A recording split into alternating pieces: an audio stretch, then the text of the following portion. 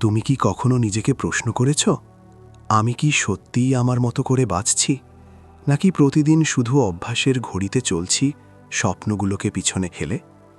যদি আজ তোমার মনে একটু হলেও পরিবর্তনের ডাক আসে, যদি মনে হয় আজই নতুন করে শুরু করা দরকার, তাহলে এই ভিডিও তোমার জন্য। কারণ আজ থেকেই শুরু হতে পারে তোমার নতুন জীবন, ভয় ছেড়ে, সন্দেহ ছেড়ে, নিজের শক্তিকে চিনে নিয়ে।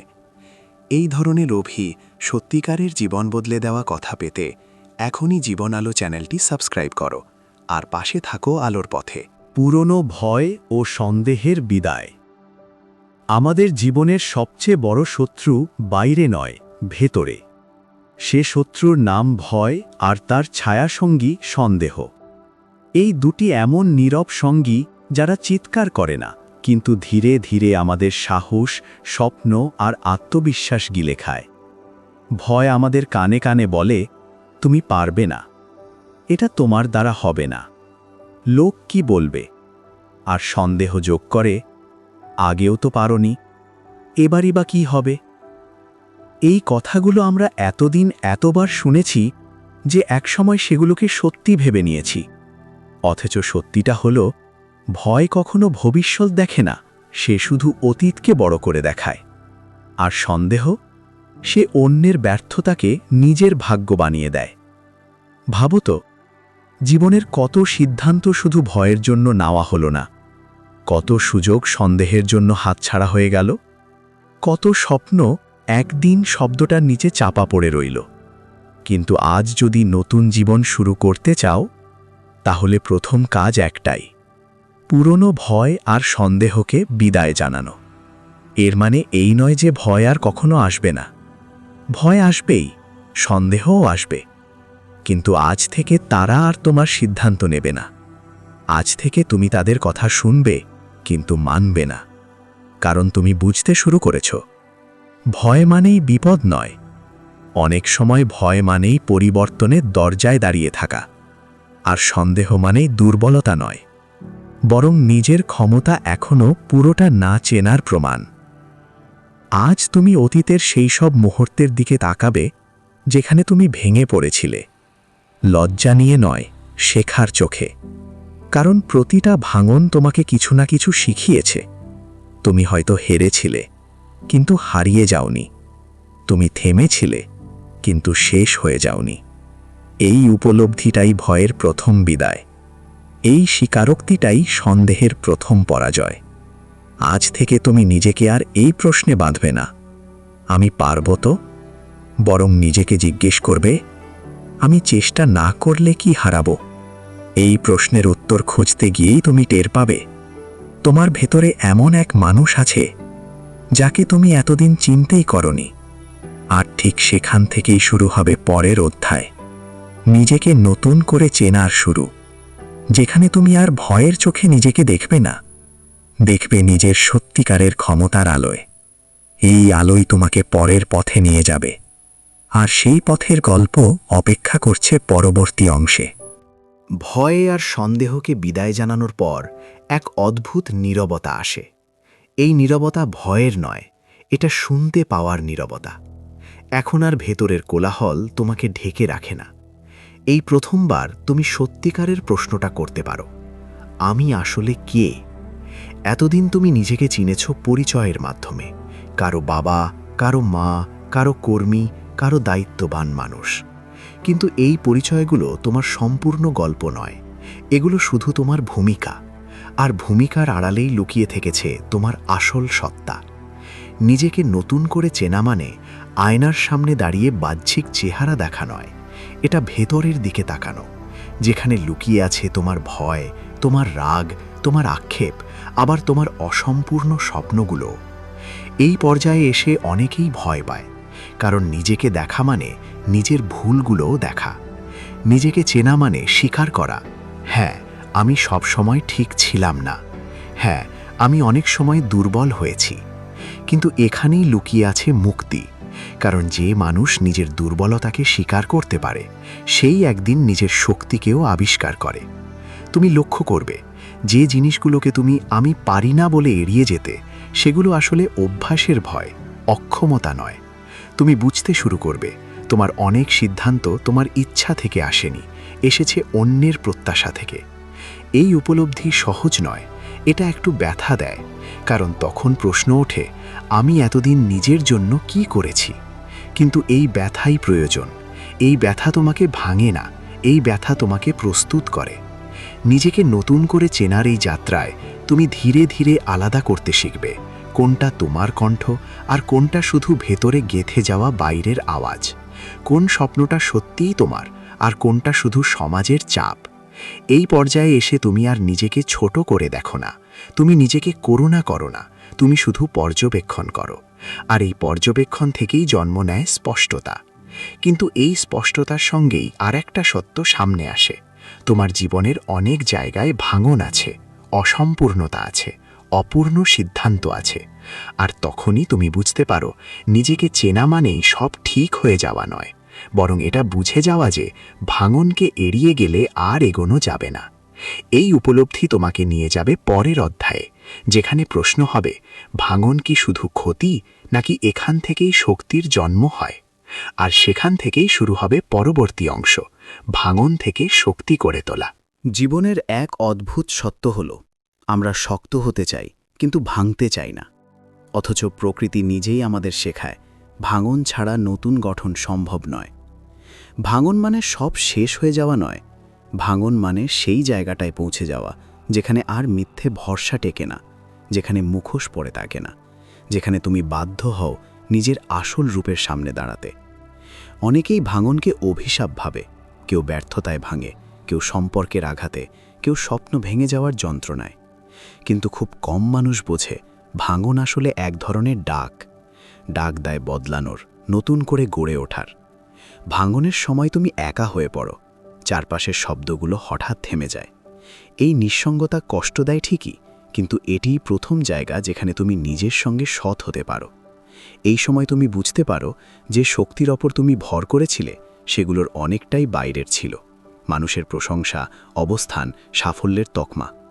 ভাঙনের সঙ্গে সঙ্গে সেগুলো ঝরে যায়, আর তখন প্রশ্ন ওঠে, আমার নিজের শক্তি কোথায়? এই প্রশ্নই ভাঙনকে শক্তিতে বদলে দেয়। কারণ শক্তি তখন আর দেখানোর জন্য থাকে না, শক্তি তখন টিকে থাকার জন্য জন্মায়। ভাঙন তোমাকে শেখায় ছোট হতে, অহংকার নয়, নম্রতায় ফিরতে। তুমি বুঝতে শেখো সব কিছু একসঙ্গে ঠিক করতে হবে না, আজ শুধু বাঁচতে পারলেই যথেষ্ট। এই উপলব্ধি থেকেই জন্ম নেয় ধৈর্য, ধৈর্য থেকেই জন্ম নেয় সহনশীলতা, আর সহনশীলতাই ধীরে ধীরে শক্তিতে রূপ নেয়। কিন্তু এখানে একটা বিপদ আছে। অনেকেই ভাঙনের গল্প শুনে অনুপ্রাণিত হয়, কিন্তু ভাঙনের পর কি করবে সেই প্রশ্নটার উত্তর খোঁজে না। কারণ শুধু বোঝা যথেষ্ট নয়, শুধু অনুভব করাও যথেষ্ট নয়। শক্তিকে স্থায়ী করতে হলে তাকে আকার দিতে হয়। আর এই জায়গাতেই আসে সবচেয়ে গুরুত্বপূর্ণ উপলব্ধি, ভাঙনের শক্তিকে ধরে রাখতে হলে জীবনে শৃঙ্খলা দরকার, নতুন অভ্যাস দরকার। নইলে কি হয়, পুরনো অগোছালো জীবন আবার ফিরে আসে। ভাঙনের শিক্ষা ধীরে ধীরে ঝাপসা হয়ে যায়, আর মানুষ আবার আগের জায়গাতেই ফিরে যায়। ভাঙন তোমাকে ভিতর থেকে জাগায়, কিন্তু শৃঙ্খলা তোমাকে দাঁড় করায়। ভাঙন তোমাকে উপলব্ধি দেয়, কিন্তু অভ্যাস তোমাকে এগিয়ে নিয়ে যায়। এই কারণেই ভাঙন কোনো শেষ নয়, এটা প্রস্তুতি, একটা মঞ্চ, যেখান থেকে শুরু হবে পরের অধ্যায়, শৃঙ্খলা ও অভ্যাসের পুনর্জন্ম। সেখানেই ভাঙনের শক্তি সত্যিকারের রূপ পাবে। ভাঙন তোমাকে জাগিয়ে তোলে, কিন্তু জেগে ওঠা আর জেগে থাকা, এই দুয়ের মধ্যে আকাশ পাতাল ফারাক। অনেকেই জীবনে একবার জাগে, কিন্তু শৃঙ্খলার অভাবে আবার ঘুমিয়ে পড়ে। এই কারণেই শৃঙ্খলা কোনো শাস্তি নয়, শৃঙ্খলা হলো নিজের প্রতি দায়িত্ব। এটা নিজেকে বেঁধে রাখা নয়, বরং নিজেকে ধরে রাখা। এতদিন তোমার অভ্যাসগুলো তোমাকে চালিয়েছে, অভ্যাসে ঠিক করেছে তুমি কখন উঠবে, কখন থামবে, কখন হাল ছাড়বে। ভাঙনের পর তুমি বুঝেছ এই পুরনো অভ্যাসগুলোই তোমাকে বারবার একই জায়গায় ফিরিয়ে এনেছে। এখন শুরু হয় পুনর্জন্ম, বড় কোনো বিপ্লব দিয়ে নয়, শুরু হয় ছোট ছোট সিদ্ধান্ত দিয়ে। আজ ঠিক করো, প্রতিদিন একটু আগে উঠবে, প্রতিদিন কিছু সময় নিজের জন্য রাখবে, প্রতিদিন এমন কিছু করবে যা তোমাকে এক ধাপ এগিয়ে নিয়ে যায়। শৃঙ্খলা মানে নিখুঁত হওয়া নয়, শৃঙ্খলা মানে নিয়মিত হওয়া। একদিন পারোনি, সমস্যা নেই, পরদিন আবার শুরু করো। এই জায়গাতেই অনেকেই হেরে যায়, কারণ তারা ভাবে একদিন ভাঙলে সব শেষ। কিন্তু শৃঙ্খলার আসল শক্তি এখানেই, সে তোমাকে প্রতিদিন ফিরে আসার সুযোগ দেয়। নতুন অভ্যাস গড়তে গেলে পুরনো তুমি প্রতিবাদ করবে। আলসেমি বলবে কাল করব, ভয় বলবে এতে কি হবে। কিন্তু এখন তুমি জানো এই আওয়াজগুলো সত্য নয়, অভ্যাস। তুমি ধীরে ধীরে লক্ষ্য করবে তোমার ভেতরে এক নতুন আত্মবিশ্বাস জন্মাচ্ছে, কারণ তুমি নিজের সঙ্গে করা ছোট প্রতিশ্রুতি রাখতে শিখছ। এই প্রতিশ্রুতিগুলোই তোমার ভিত্তি। এই ভিত্তির ওপর দাঁড়িয়েই বড় স্বপ্ন সম্ভব। শৃঙ্খলা তোমাকে নিয়ন্ত্রণ করে না, শৃঙ্খলা তোমাকে স্পষ্ট করে। তুমি বুঝতে পারো কোন কাজটা সত্যিই জরুরি আর কোনটা শুধু সময় নষ্ট। এই স্পষ্টতার সঙ্গে সঙ্গে জীবনে একটা প্রশ্ন মাথা তোলে, আমি এত কিছু করছি কেন? এই প্রশ্নটা খুব গুরুত্বপূর্ণ, কারণ অভ্যাস যদি দিশাহীন হয় তাহলে শৃঙ্খলাও একসময় বোঝা হয়ে দাঁড়ায়। ঠিক এই জায়গাতেই দরকার দিশা, একটা বড় কারণ, একটা অর্থপূর্ণ লক্ষ্য। শৃঙ্খলা তোমাকে প্রস্তুত করেছে, অভ্যাস তোমাকে শক্ত করেছে। এখন সময় এসেছে জানতে এই শক্তি নিয়ে তুমি কোন পথে হাঁটবে। আর সেই প্রশ্নের উত্তরই অপেক্ষা করছে পরের অধ্যায়ে, উদ্দেশ্যপূর্ণ জীবনের পথে যাত্রা। সেখানেই এই যাত্রা পাবে তার আসল অর্থ। শৃঙ্খলা আর অভ্যাস তোমাকে দাঁড় করিয়েছে। এখন তুমি নিয়মিত, সচেতন, প্রস্তুত। কিন্তু জীবনের সবচেয়ে গভীর প্রশ্নটা এখন সামনে এসে দাঁড়ায়, আমি কোথায় যাচ্ছি? উদ্দেশ্য ছাড়া জীবন চলতে পারে, কিন্তু এগোতে পারে না। তখন দিন যায়, বছর যায়, কিন্তু ভেতরে এক ধরনের শূন্যতা থেকে যায়। কারণ মানুষ আসলে কাজ করে ক্লান্ত হয় না, ক্লান্ত হয় অর্থহীনতায়। উদ্দেশ্য মানে শুধু বড় লক্ষ্য নয়, উদ্দেশ্য মানে সকালে ঘুম থেকে ওঠার কারণ। উদ্দেশ্য মানে আমি আজ যা করছি তা কেন করছি, এই প্রশ্নের স্পষ্ট উত্তর। অনেকে ভাবে উদ্দেশ্য একদিন হঠাৎ আবিষ্কার হয়। আসলে উদ্দেশ্য তৈরি হয় নিজেকে চেনা থেকে, ভাঙন পেরিয়ে, শৃঙ্খলায় দাঁড়িয়ে। এখন তুমি নিজের দিকে তাকিয়ে বলতে পারো, আমি কি দিতে পারি? আমার অভিজ্ঞতা, আমার কষ্ট, আমার শেখা, এসব দিয়ে কার জীবন একটু হলেও বদলাতে পারি? এই প্রশ্নের উত্তরেই লুকিয়ে থাকে উদ্দেশ্য। কারণ উদ্দেশ্য সবসময় নিজের বাইরে গিয়ে শেষ হয়। নিজেকে ছাড়িয়ে অন্যের কাজে লাগতেই জীবন সত্যিকারের অর্থ পায়। উদ্দেশ্যপূর্ণ জীবনের পথে হাঁটা মানে সবসময় আনন্দে থাকা নয়। এই পথে ক্লান্তি আসবে, হতাশা আসবে, আবার সন্দেহও ফিরবে। কিন্তু পার্থক্য একটাই, এখন তুমি জানো কেন এগোচ্ছ, তাই আর থেমে যাও না। উদ্দেশ্য তোমাকে দায়িত্বশীল করে। তুমি আর সময় নষ্ট করতে পারো না, কারণ তুমি জানো তোমার সময়ের মূল্য আছে। এই পথে হাঁটতে হাঁটতে তুমি বুঝবে, সবাই তোমাকে বুঝবে না, সবাই সমর্থন দেবে না, কিন্তু তাতেও তোমার চলা থামে না, কারণ এখন তুমি নিজের কাছে স্পষ্ট। উদ্দেশ্যপূর্ণ জীবন মানে নিখুঁত জীবন নয়, এটা প্রতিদিন সচেতনভাবে বেছে নেওয়া জীবন। আজও হয়তো তুমি সব পারবে না, কিন্তু তুমি জানো তুমি সঠিক দিকে আছো।